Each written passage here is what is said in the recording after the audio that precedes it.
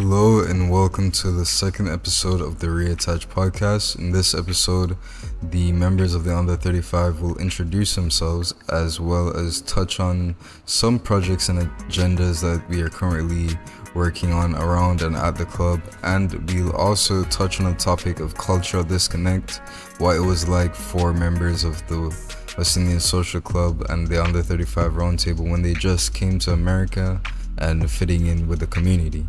Thank you, and I hope you enjoyed the episode. Alright, I am gonna pause because prior to the two of you coming in, everybody knew everybody. But we're gonna pause and do a little bit of introduction at this point. So I'm gonna let you start introducing yourself. You're the first one, you're out of breath, but go right ahead. Hi everyone, my name's Ellery Stevens and I just recently joined the West Indian Social Club. How much information do I need to give? I work for the Department of Children and Families in Massachusetts. Been there for a very long time, 29 years, and I'm also a DJ on Busy Radio, but I also a member of the Taste of the Caribbean and Jerk Festival, so Yes. I do quite a bit in the community. So I'm happy to be a part of this team. Alright, great to meet you. You as well.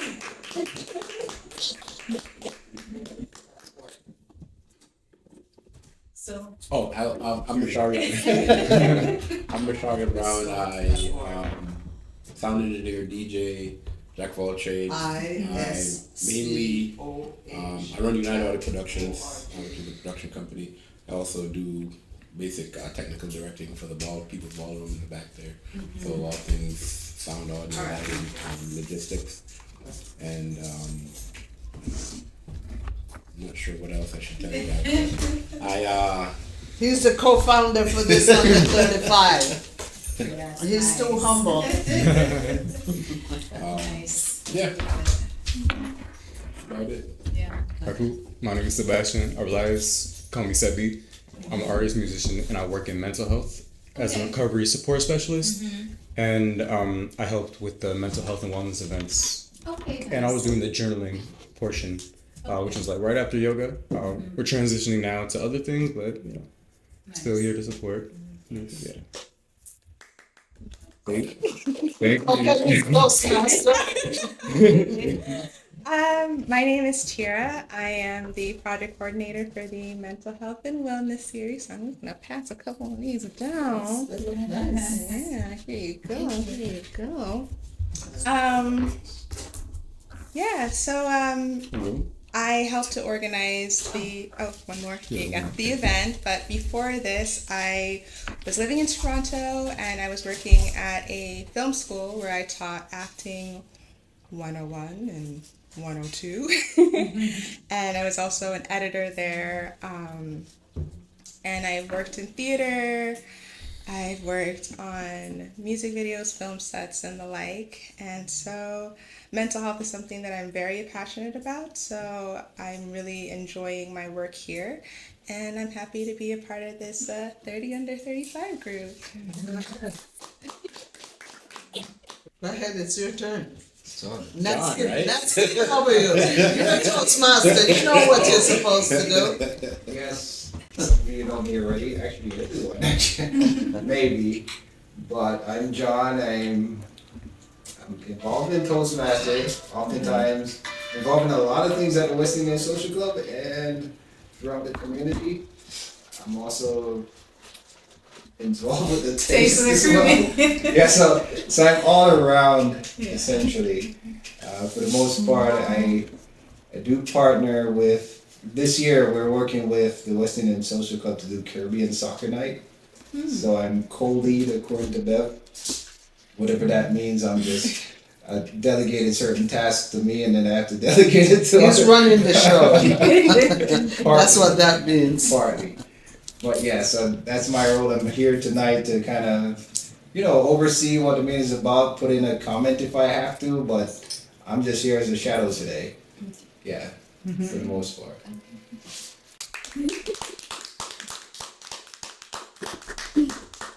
My name is Zoe. I'm 17. I recently joined the West Indian Social Club a few months ago. My mom was a big part of this community, and I recently joined because I was interested in being the voice of the youth and talking about mental health among the youth. And overall, I'm just here to just help out and have a voice for the youth, like I said. So. Nice. Yeah.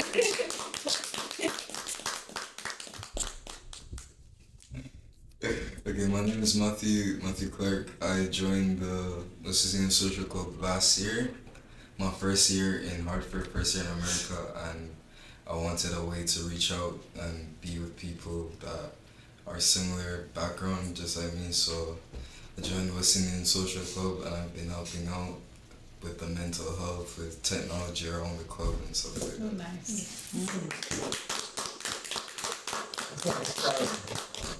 Started out helping with technology. Yeah. Started out as a technology guru. Maybe there's some stuff I can learn from Yes. this. We're gonna have workshops. Find out his Yeah. favorite drink. That's all you have to do. Okay, the hat that I'm wearing tonight, I am Beverly, and I serve as chair for the West Indian Social Club with 73 years of history. And the challenge at the table is how do we lay the foundation for another 73 years? And so it was through that conversation with Mash and I gave birth to the under 35 because the under 35 was not being represented. Yet the under 35 is the leaders of tomorrow and the future of tomorrow. So we have to invest. So thank you so much for being here. We have had an excellent year just coming together. Different ideas but same vision, and that works. And all of the programs that we have fits right into what the under 35 is thinking. You know, bring a little bit more enhancement, a little bit more focus, a little bit more hump, a little bit more technology, and so it's just exciting for me. So thank you for being here. Okay, so we started out with an agenda. We had agenda and all of those things, but we have a couple projects that bubbles up, and so MASH was taking us through we have celebration year, okay? So our 2023 celebration week is running August 3rd through the 12th this year. And as a result, we felt that the under 35 should be represented, which is new and different than first, but need to be represented. So with that, the group took over Saturday, which is Saturday, August 5th, and when you came in, MASH was just talking about what the program outline would be for that week. So I will let MASH take it from here. So I'll just do a quick recap of what we covered already. August 5th was the kickoff. Under 35 is basically running it. We have planned for the day from 12 to 8. Family fun day. So we're going to have bounce about for the kids. We're going to have face painting. We're going to have cotton candy machine. We're going to have field games such as cornhole, horseshoe, etc. We're going to have vendors. We plan to have vendors with food trucks. At least 3 for variety, depending on what they'll bring to the table. And we are also opening spots for other vendors. Okay. So that if someone from the diaspora has, let's say they have a candle making business or they have something pertaining and they're in this community, they'll have a platform to showcase their stuff. From 8 to really 1:45, we plan to have a concert, also showcasing local talent concert. We're just discussing, we're probably looking to start it around 9 o'clock just so that we can transition from outdoor to indoor and still satisfy the people and capture the audience that we already have. Same day, right? Same day, yes. We're looking at right now plans to have at least 3 headliners. We may add folks down the line depending on who we can capture, but 3 headliners of the diaspora. So like, right now I'm looking at I have a Haitian guy, I have a Trinidadian girl, African American girl who's 3 generations separated from Jamaican parents and a Jamaican. So just trying to give a good blend of the club and what it represents for that night. And that's in between that we have DJs obviously. Okay. Just music and just a fun day and night for the Okay. kickoff. So in terms of like the face, you don't mind if I ask? Yeah, no, questions, right? obviously. Yeah. In terms of like the face painting and things like that, like all those folks have been solidified, or Not 100%. you're still reaching out to get I like have 2 people that I've been in talks with, just trying to get an idea of what they would like to do, and the scope of what they can do. Okay. I've solidified 2 artists out of the 4 that I want right now. We've locked in the bounce about the Okay. that stuff. I want to get more games, but most of the places that I'm looking at, they only have like horseshoe and like cornhole, and I'm looking at like bringing in looty, bringing domino, stuff like, just basic stuff that we're used to. We could even do something like dodgeball, or something that Side somebody pass, exactly. So something that we're used to, or something that is familiar to the community, or you're trying to tie that back to what your mom used to play this, and so that's still being ironed out right now. Go ahead. Is this the same thing as the Domingo, or does something different? No, this is August 5th. This is August 5th. Yeah. What's happening June 25th? That I don't really have Domingo. Yeah, that's Domingo. Yeah. Yeah. So that's what's happening to that. So basically, there's going to be a number of health professionals that are going to come out. They're going to have different tables. They're going to hand out information. They're going to speak about whatever medical practice they represent. Wait, on Domingo? Yeah, well, that's my part of it. Oh, At okay. least. That's not what I heard. That's my Okay. section, mental health and wellness Gotcha. section. Wheeler's also going to have 2 tables, one that talks about the mental health and wellness, and another one that talks about COVID, post-COVID, dealing with COVID, and so on and so forth. So that's the mental health and wellness aspect of Domingo. But it's like a street parade? Yeah, they're going to block off the streets, and it's going to be a nice party. I think there's going to be a concert. There are going to be performers as well. Yeah, in the streets. Yeah. So the Domingo is it under 30? Is it with the under 35? Is it a subset of that event under the 35 umbrella, or is it the general Western and Social Club? From what I gather, it's the general. City. Okay. Yeah. I think all different parts of the Western Yeah. Social Club is Okay. contributing and a part of it. So like the under 35 have the mental health and wellness on Sunday, so that transitions into Sunday. And they want to have people, stop here. You can't do that at this point as much as possible. So the more events that are out front, better. Okay, so this being the central point. Yeah, it'll be a central stop point if we make it showy enough. Yeah. Okay. Because everybody's gonna be up and down Main Street that particular day.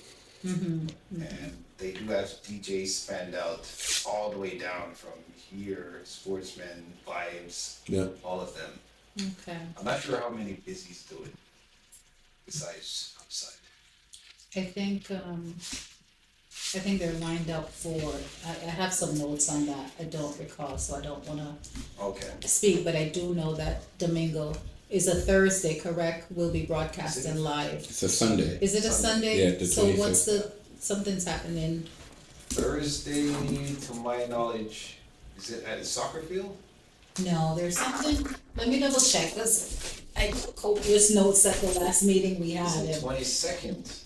That's to my knowledge, it's a youth soccer clinic down on Albany Avenue, off of Albany Avenue, 85 Okay. Edward Street, Okay, Rutherford Lions Soccer Academy. could be. I didn't. I'm gonna pull up I'm my not sure notes. what else is happening on this side. On a Thursday. I know that there was a mention of a live broadcast, but I could easily have gotten the date incorrect. Sorry.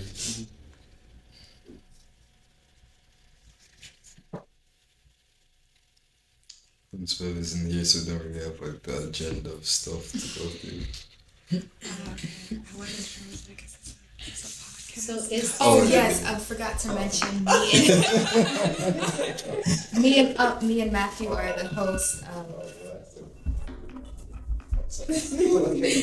We're the host of a podcast. It's called Reattach, and we talk about mental health, and we talk about reattaching with ourselves and the people around us in our community. And want to expand on that? Okay, so the Reattach Podcast is a part of the Under 35. We do reach mental health. That was the main purpose of starting it. And it's just a startup, and we're hoping to get more people. And actually, we're gonna turn the meeting into a podcast. I guess since Miss Bev isn't. Oh boy. what? Yeah, we should have said that, but I guess since Miss Bev isn't here, Yeah. we could start. Okay. So, my idea for this episode of this podcast was to talk about like cultural disconnect. So, a lot of us are away from our culture for many years now. Like, we came from other countries. A lot of us still stay in those communities, but we have like stories to tell, basically. And I wanted to ask a couple questions like what your West Indian culture means to you, what the West Indian club means to you as a place to come and talk to all these other people who are of that culture. What do you feel like you're missing out? You could be missing out on if a place like the West Indian Social Club didn't exist, or if you didn't have this like community of other West Indian people, or even people of your culture to be able to talk with and stuff like that. So we could pass the mic around and we could go around answering those questions if you want. Who wants to start? That's a lot of questions. So one question. So can you repeat those questions? So what the West Indian Club means to you? Yeah, what the West Indian Club means to you, what your West Indian culture or your culture or background means to you, and what the West Indian community as a whole or your culture community as a whole means to you. And the last question, how do you feel, how would you feel if you were disconnected from that community? And maybe when you just got here, how was your experience like fitting in and stuff like that? Can we reverse those questions, like in our response? Yeah. Okay. Start when you first got here. Yeah, because then I guess I can. You want to start? Yeah. Alright. That's what Am I happens being when you do radio. Am I being recorded? At first. I don't know how I see being recorded right now. Yes, ma'am. You're in the spotlight. So, hello everyone. I am Ellery Stevens, and I am a member of the West Indian Social Club. I have been in America for a very long time. I came when I was 10 years old. I'm really not going to say my age. I'm just going to leave you to guess at that. But I remember very clearly coming to America and how disconnected I felt as an immigrant coming in. Lucky for me, I had nieces that were about my age. And so having them around helped me to acclimate to the American culture. But I came at a time when West Indians, and I would say Jamaicans, weren't very accepted into the United States. I remember being teased, Jamaican girl, and there was also this commercial, Come Back to Jamaica. Kids would often say, go back to Jamaica, or say 3. You know what I mean? So typical, I don't know, but it was a long time. And I certainly have experienced that. And so when I went off to college, I recognized the disconnect for our Caribbean students on campus. There were organizations for every culture, right, on campus, but there wasn't any organization specifically for the Caribbean culture. There was an organization for the African American culture community, but certainly not for the Caribbean community. And so myself and one of my classmates, we decided that we were going to start that organization because it gives our Caribbean students an outlet. It gives them a place to connect with someone that they share culture, similar culture. And so that's what we did. And I am happy to say that that organization is still going today.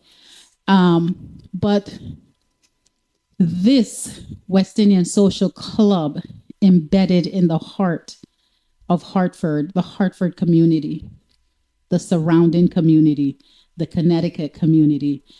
It allows people a place where they can come and feel at home, where they can come and feel connected to their community, where they can come and access resources, where they can come and learn and extend on their acclimation into the American culture, right? And be supported by people of their own culture. And so for that, I'm grateful that this organization is here in our city and that we can access, and that it doesn't discriminate, and that anybody can access that, whether you're from the Caribbean or if you're even American, right? It's here for you to access.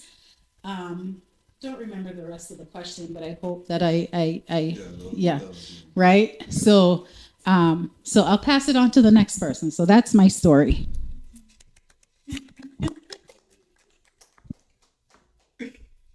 My name is Masharia Brown.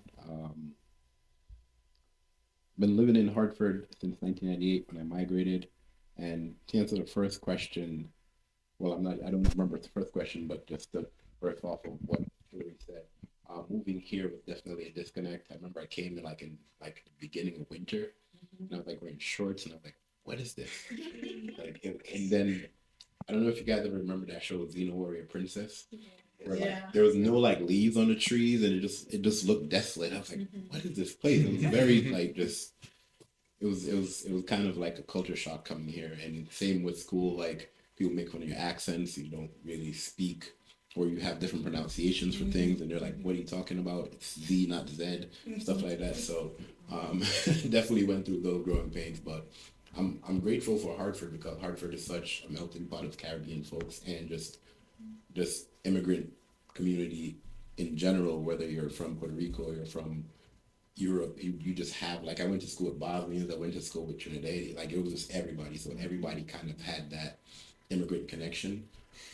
So it was really easy to make friends, and it was easy to talk to people because everybody was from somewhere else almost. And even the African Americans who grew up here, they were acclimated at that point when I came here to the immigrant community. So it's very welcoming.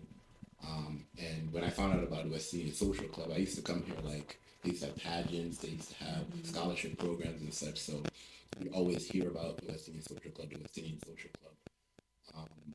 And then obviously parties there and stuff like that. So knowing that you have the parade and you have the West Indian Week to go, that's something to look forward to every single year.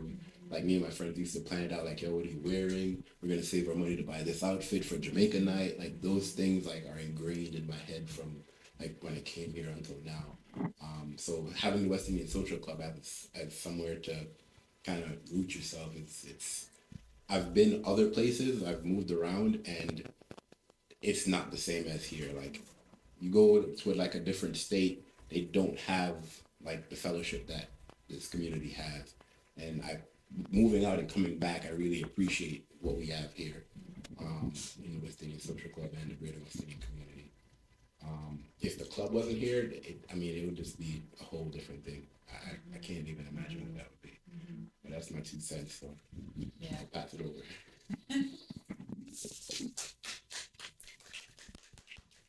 I'm a little nervous because I'm being recorded.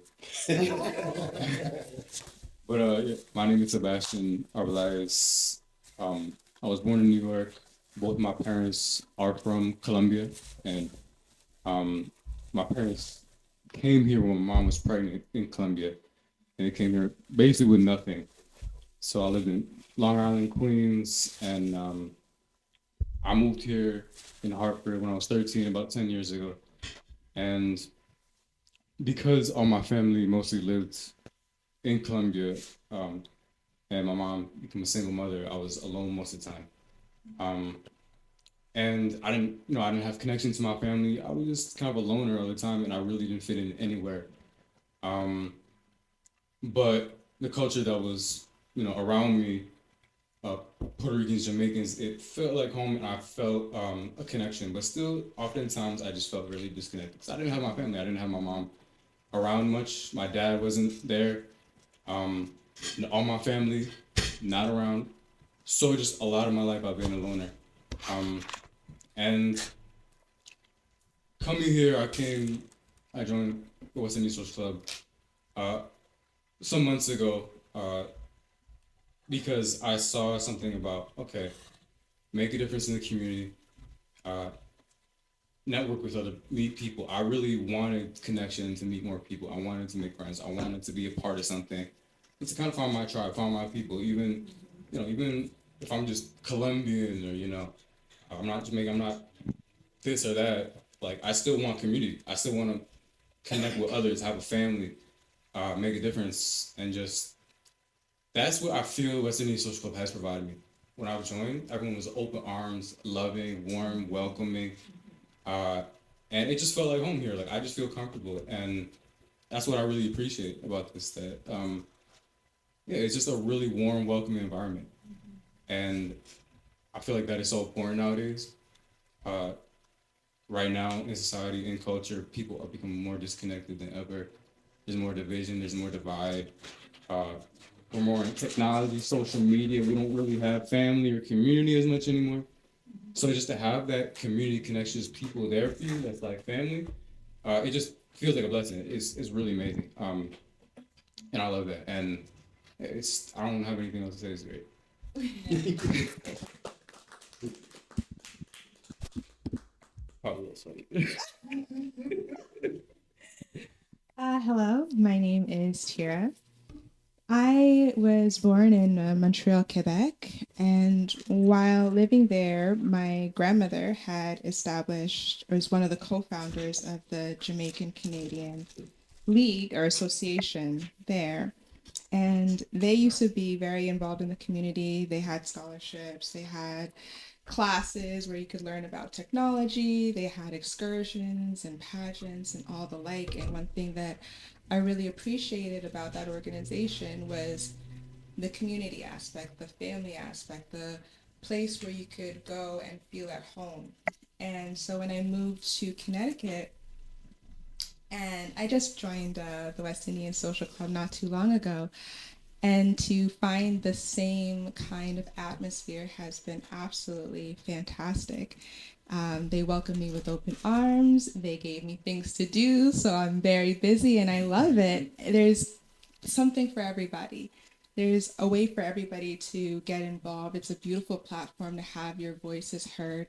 And in a world where isolation is very easy and can be comfortable for a lot of people, this is a space where you can be yourself and be accepted as yourself. And so it has been a profoundly amazing experience. And, the West Indian Social Club means a lot to me. So I'm very, very happy to be here.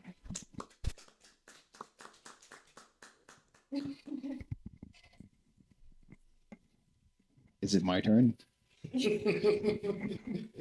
All right, my name is John Roan, and I'm here with the microphone in my hand in the middle. It is true, right? I have the microphone in the boardroom of the West Indian Social Club of Hartford. So, with that said, I came here when I was 12 years old in 1996, the year when Tupac, I believe, was shot. What was that? That was Tupac, I think. Yeah, so me coming off the boat, that's a joke. All right, coming off the plane from Miami, I had my first pizza in Miami. It wasn't great then, but now I like pizza. But fast forward, I was in Fox Middle School, and I remember one of the culture shocks that I had was the fact that I spoke very bad English. My patois was through the roof.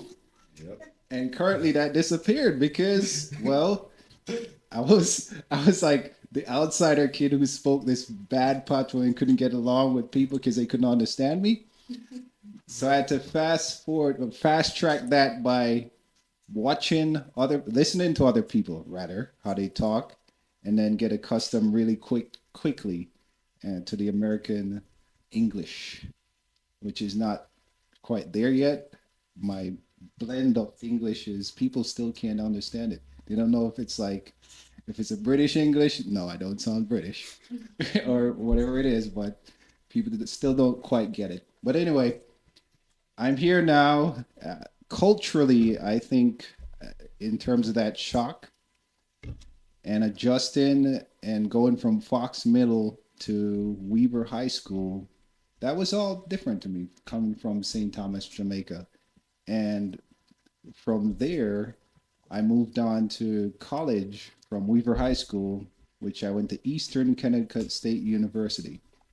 That may have been the school. I just saw Hillary put her hand up for those who are listening. And I assume that might be the school that Hillary went to as well. So that may be it coincidental.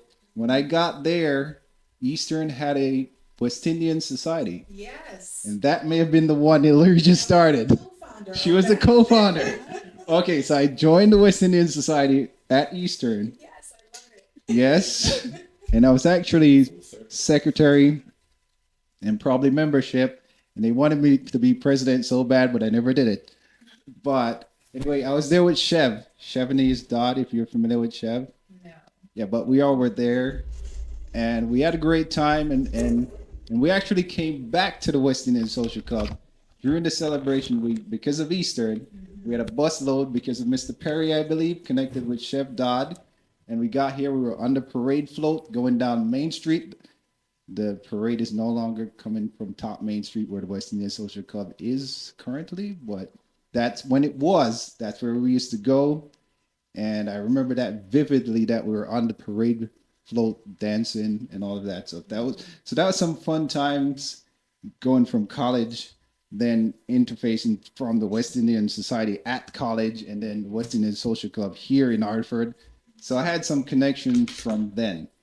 So now after graduating Eastern and going out and working and so forth, it came full circle because of my knowledge in technology and so forth, and technology. So now I'm here. First integrated project was to upgrade the West Indian Social Club website and upgrade their network infrastructure in the back end. And it's on from there. So now we're doing a whole lot of projects floating in the background now. So it's a fundamental place, which I think is essential to the communities which comes from the different islands. Though I've noticed that there's a strong Jamaican presence in the social club, and some other islands may not be accustomed to that presence, and they're not as assimilated as or cursive. Is that not cursive? Or what is that? Blended. I probably blended might be it, or blended as they should be. And I think one of the reasons is because Jamaicans are very, very prideful people, and when they show up, they show up. And when they show out, they show out.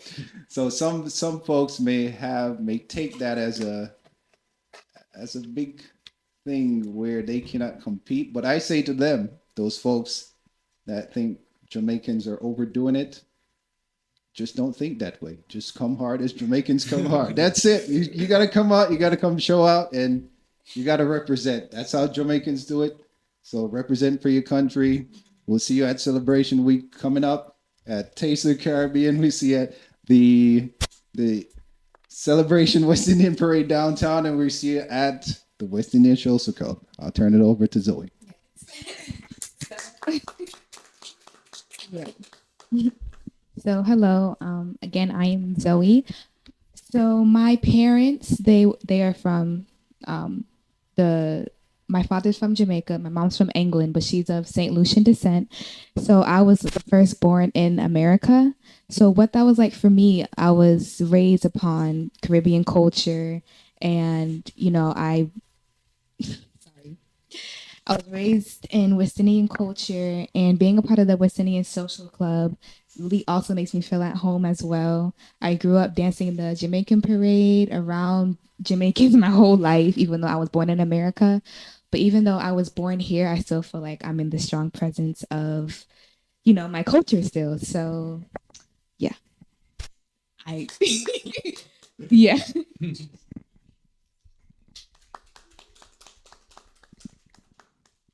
Okay, my name is Matthew. I grew up in Jamaica for most of my life, for 18 years of my life actually.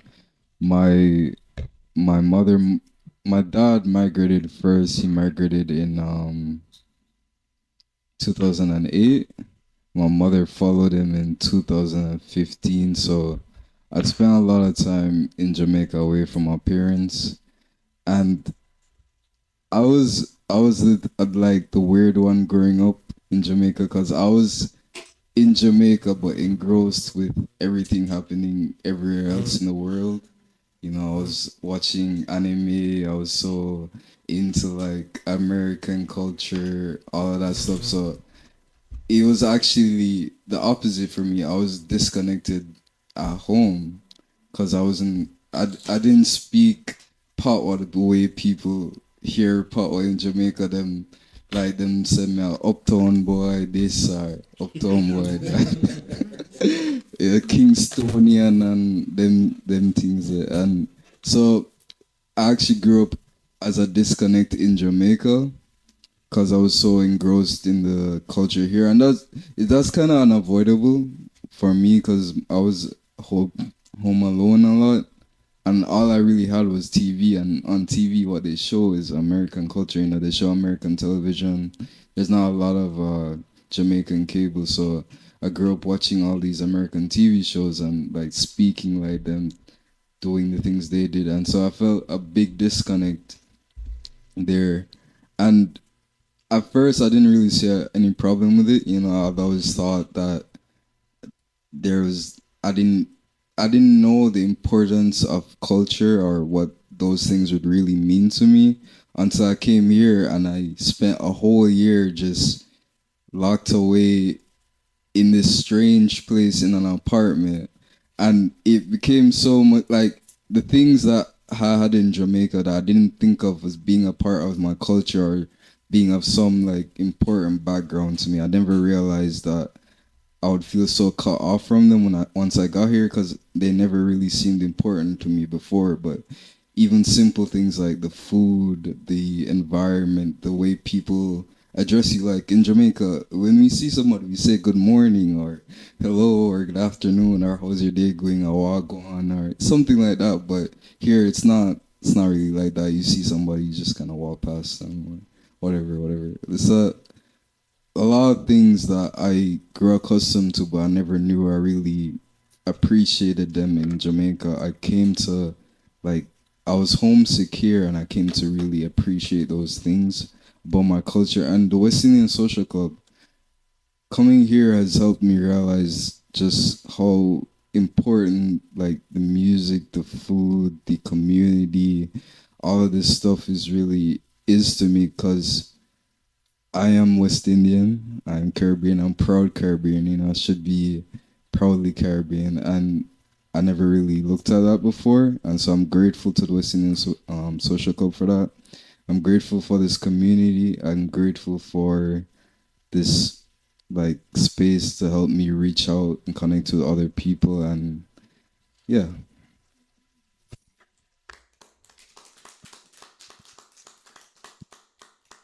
And Miss Bev, you weren't here, so I'm just gonna go over.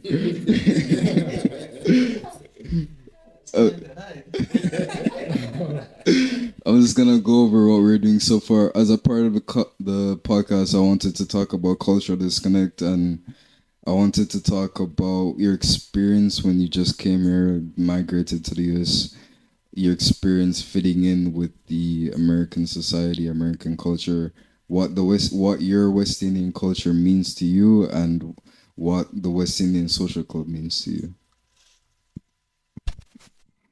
Thank you. I am Beverly Red, and yes, I do remember that July 21st when I landed in the United States, actually in Chicago, with my sister and my brother in law at that time.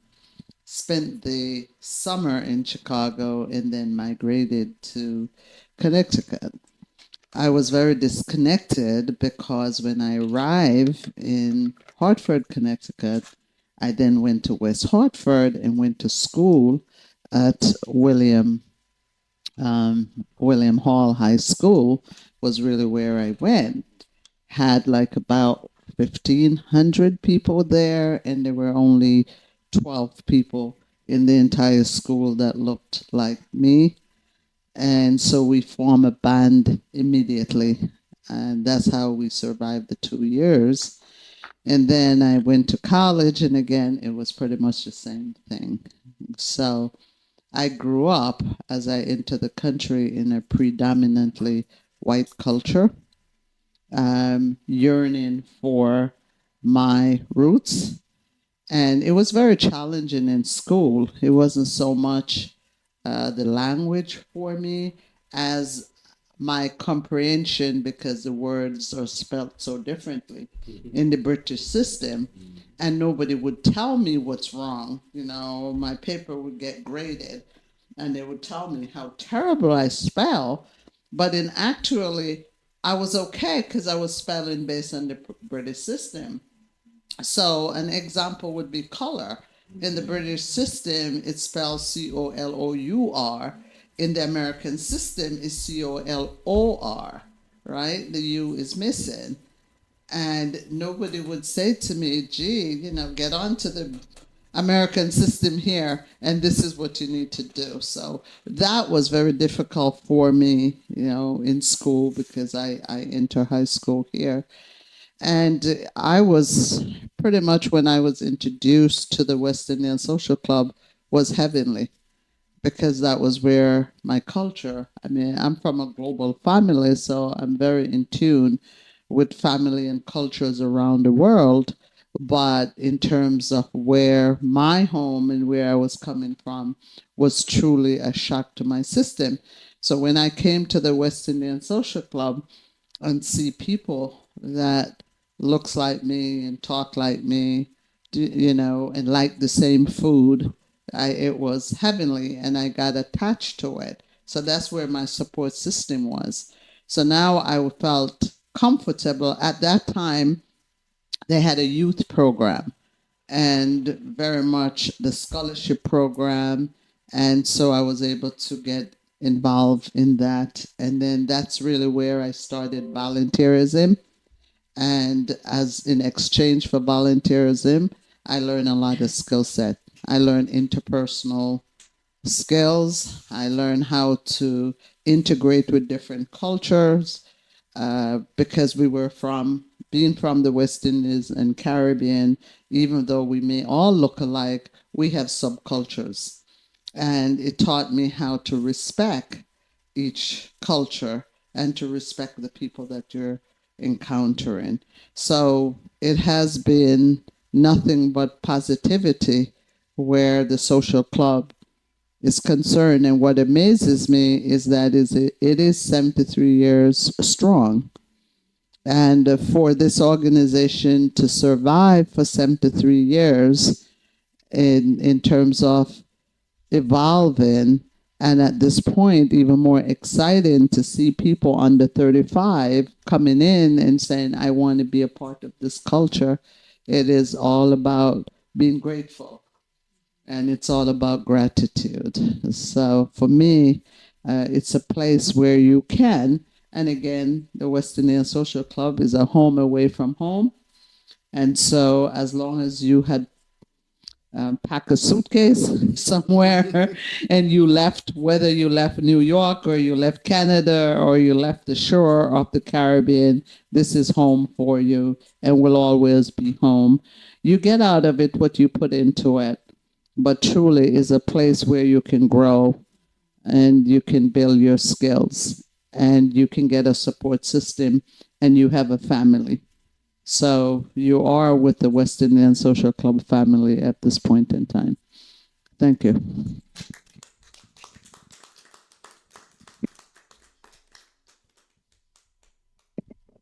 Okay, that wraps it up. That was amazing. All right.